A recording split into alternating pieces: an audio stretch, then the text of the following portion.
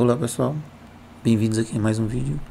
Hoje falaremos sobre referências no Excel, tá? Então olha só, no Excel nós temos três tipos de referência. Temos a referência relativa, a absoluta e a mista. Muito bem, então referência, o que significa referência? Referência é quando você copia, né, uma fórmula e referencia uma célula. Vamos entender melhor, tá? Na referência relativa, o Excel ele vai alterar as referências de célula presentes nessa fórmula, tá bom, gente? Vai alterar, já a gente fala desse, um exemplo assim.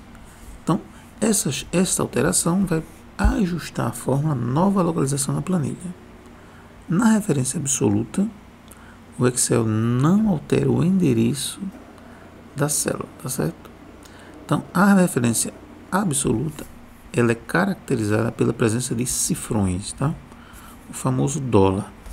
Então, tá aí o exemplo, né? O dólar C, dólar 4, tá certo? E eu posso ter a referência mista, que é quando eu misturo, ou seja, quando eu utilizo os dois tipos de referência, relativa e absoluta. Vamos ver aqui um exemplo para a gente entender melhor. Muito bem. Imagina que eu tenho aqui esse exemplo, tá?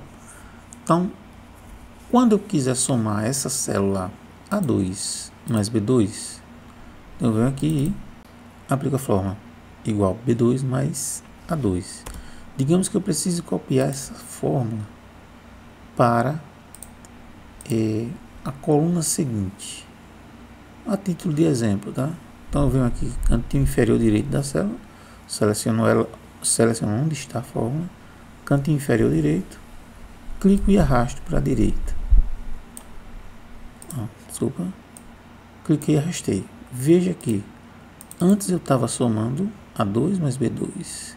Quero aplicar essa mesma fórmula na célula C2.